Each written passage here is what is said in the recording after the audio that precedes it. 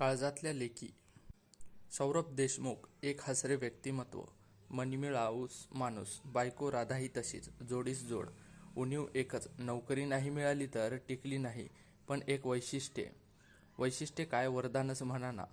हाताला चव अशी की साक्षात अन्नपूर्णा प्रसन्न. चव अंदाज याचं बेजोड गणित.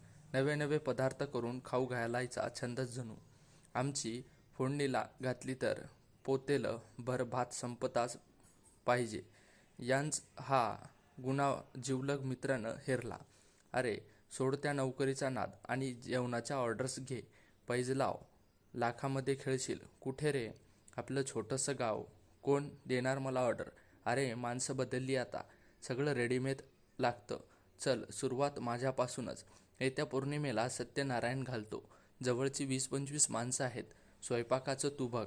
सौरभने राधाकडे पाहिलं. तिच्या डोळ्यामध्ये आशा दिसली. सत्यनारायण संग्र झाला. स्वयंपाकाची वाहवा झाली. एवढ्यात कोणी बडी आसामी वाट काढत येताना दिसली. सौरभला स्वतःची ओळख करून देत म्हणाले, नमस्कार, मी शरद पाटील. शहरामध्ये छोटासा उद्योग आहे माझा. तुमच्या हाताला काय चव आहे हो. एकदम आईची आठवण झाली. मनापासून बोलत होते हे जाणवत होतं. सौरभच्या चेहऱ्यावर स्मित झळकलं. पुढच्या आठवड्यामध्ये लग्नाचा वाढदिवस आहे बघा. 50-1 माणसाला बोलविलं आहे, पण जेवणाची ऑर्डर तुम्हीच घेतली पाहिजे. अहो पण माझा हा पहिलाच अनुभव आहे. शिवाय साहित्य माणसं काहीच नाही माझ्याकडे. त्यांची तुम्ही चिंता करू नका. तुम्ही फक्त काय किती घालायचं तेवढं बघा. आता नाही म्हणायचा प्रश्नच नव्हता. श्री गणेशात जोरदार झालेला होता. इथंही ओळख निर्माण झाली. नव्या ऑर्डर्स मिळाल्या. साखळी सुरू झाली. आजूबाजूच्या गावातही कार्यप्रसंगी असला की तुम्हीच पाहिजे हा आग्रह जोर धरू लागला. नव्याने गाव शहरे जोडणाऱ्या रस्त्यांनी मदतच केली होती. मग दोघांनीही ठरविलं आता वाढवायचं. माणसं मदतीला घ्यायची. गावातल्या लोकांनाच सामील करून घ्यायचं. कष्टाळू कामासू माणसे हेरली. नवा टेम्पो घेतला. रहीम चाचाचा फिरोज ड्रायव्हर म्हणून नेमला. जोशी गुरुजींचा मुलगा आता आवडीने पौरोहित्य शिकला. मेरीचं पार्लर नववधूला सजू लागलं. पिंकीने काढलेल्या मेहंदीत मुलींची स्वप्ने रंगू लागली. शांता मावशीची रमा सुंदर रांगोळ्या घालायची. तिलाही सामील करून घेतलं. बंटीच्या सनी चौघड्यावर अख्खे वऱ्हाड डोलू लागले. गाव देवीच्या जत्रेतच बरकत पाहणारे अण्णा फुलवले आता लग्नाचे डेकोरेशन करू लागले. किराणा हवा तर महेश भाईचाच. सगळे टीमच मरगळ झटकून कामी लागली. थोड्याफार कुरबुरी झाल्या तरी फायद्याचा विचार करून समेट घडवू लागले. छोटीशी इन्व्हेस्टमेंट मॅनेजमेंट कंपनीला तयार झाली. सौरभ आणि राधा देशमुख आता सर्वांचे मामा मामी झाले. नाव काय द्यायचं पण आता या कंपनीला. राधाने हसत विचारलं, घरचं कार्य असं नाव देऊया आपण म्हणलो ना. ठरवताना व्यवहार करताना घरचं कार्य. सर्वांनाच आवडलं नाव.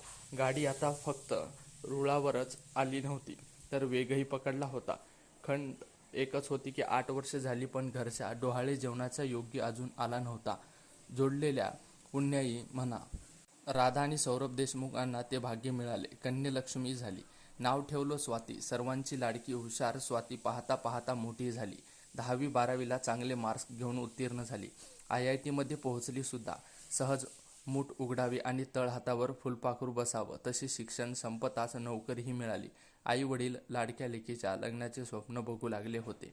आई बाबा माझ्या लग्नाचं इतक्यात बघू नका. जर्मनीची ऑफर आली आहे मला. आपल्या घरचं कार्य साठी तिथल्या ऑर्डर्स आणते की नाही बघा. आनंद मनात मावेना असं झालं सगळ्यांचंच. छोट्याशा गावामध्ये घरचं कार्य आता परदेशाकडे झेपवणार होतं.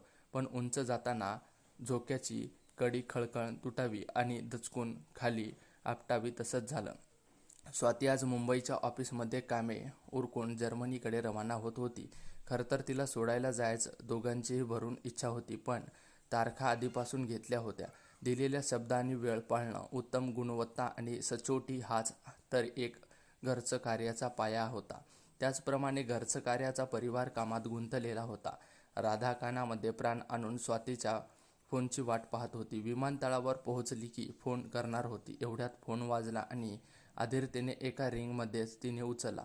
अगं स्वाती, काय हे कधीही वाट पाहते मी तुझ्या फोनची. पण समोर जे काही कळलं ते ऐकल्यावर असं वाटलं की 1000 मुंगे एकाच वेळी कानाला चावताहेत हे ऐकलं की मेंदूत शिरकलं नाही, मनाने स्वीकारलं नाही.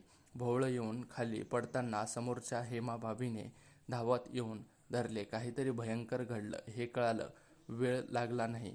फोन सुरूच होता. हेमाभाबीने फोन घेऊन नेमकं काय झालं, कसं झालं ते विचारलं. स्वातीचा अपघात होऊन जागीच सगळं संपलं होतं. अविश्वसनीय वाटावी अशी खरी घटना.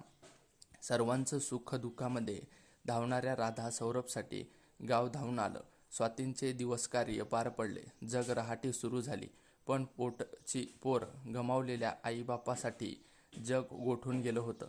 जिची पाठवणी करायची, तिला खांदा द्यायची वेळ वैरावरी येऊ कोलमडू पडलं होतं विश्व. सावरणं शक्य नव्हतं. 4 दाणे टिपायला एकत्र आलेली माणसं वाट पाहून उडून गेली. त्यांनाही पोट होतं. सुकू लागलेल्या झाडावर पाखरं सुद्धा घरटी बांधत नाहीत. दुःख सर्वांना होतं, पण नाईलाज होता.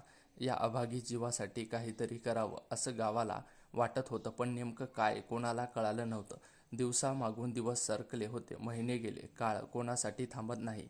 गाव तसं सामाजिक बांधिलकी जपणार होतं.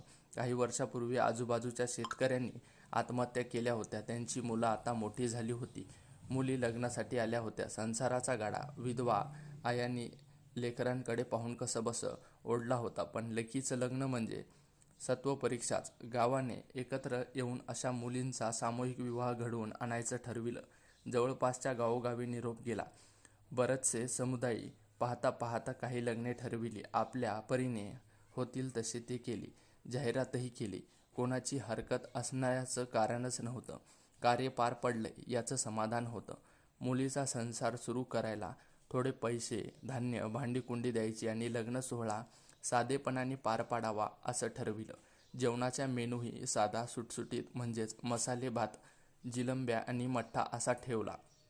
मसाले भात बनवावा तर देशमुख मामांनीच आणि जिलंब्या फक्त मामीच्या हाताच्या. कोणीतरी नकळत बोलत, पण सगळे गंभीर झाले. अरे कशाला त्यांच्या जखमेवरची खपली काढता? काम सोडलं ना आता त्यांनी? रामू काका बोलले. पण मनोजच्या डोक्यामध्ये काही निराळच सुरू होतं. जखमेचा निचराही होऊ द्यावा लागतो कधी कधी. पण हे वाक्य तो मनातच बोलला आणि तिथून निघाला. मामा नाही म्हणून नका. धंद्याचे काम असं तर तुम्हाला बोललोच नसतो, पण पुण्यात काम आहे. मनोजने काळजाला हात घातला होता. नाही म्हणता आलंच नाही. ठरल्याप्रमाणे देशमुख मामा मामी मंडपामध्ये दाखल झाले. तेही काळजावर दगड ठेवूनच. नववधूच्या वेशात अनेक मुली उभ्या होत्या. आपली ही लेक अशीच नटून थटून मांडवामध्ये उभी असली. दोघांचेही डोळे पाणवले. एवढ्यात त्यातलीच एक पुढे आली. आशीर्वाद द्या मामा म्हणत पाया पडली. अरे ही तर बाली, रमेशची लेक. रमेश सौरभचा वर्गमित्र. शाळेच्या वाटेवरच त्यांचं शेत. हरभरा तारारला की घेऊन जायचा शेतात. शेकोटी पेटवून त्यावर हरभऱ्याचे फोक भाजायचा. गरम गरम हातवर चोळून खायला द्यायचा. सोऱ्या हे वावर जिंदगी हाय आपली, असं राजाच्या थाटात तो म्हणायचा. दोस्तीची हिरवळ जपणारे रमेश काका भेटले तेव्हा तडा पडलेल्या जमिनी सारखा दिसत होता. आणि मग ती शेवटचीच भेट ठरली. समोर बाली उभी होती. तिच्या डोळ्यावर हात ठेवून भल्या डोळ्यानेच आशीर्वाद दिला. पालथ्या मुठीने डोळ्यातलं पाणी पुसलं. चटकन मागे वळून तांदूळ धुवायला घेतलं. कांदे बटाटे चिरलेले का? मसाला आणा. राधा जिलंब्या घेतल्यास का तळायला? तुपामध्ये तळून पाकामध्ये घोळून नव्या नवरीसारख्या जिलंब्या अलगदपणे परतीत जाऊन बसत होत्या. रामू काकांनी घरच्या म्हशीचं दूध दिलं होतं. त्यांचं दही लावून मठ्ठा घोळणं सुरू झालं होतं. मसाले भातासाठी चूल पेटली होती. घमघमाट दरवळू लागला होता. राधा सौरभ दोघांनी एकमेकांकडे पाहिलं. आता ही चूल पेटती ठेवायची. पोटच्या लेकीसाठी नाही तर पेटवला आली तरी काळजातल्या लेकीसाठी ही चूल नेहमीच पेटत राहणार. अशाच प्रकारे आजची आपली ही कथा इथे समाप्त होते. ही कथा तुम्हाला आवडली असेल तर व्हिडिओला नक्की लाईक करा आणि अशाच प्रकारच्या नवनवीन कथा पाहण्यासाठी आपल्या चॅनेलला सबस्क्राईब मात्र नक्की करा. धन्यवाद.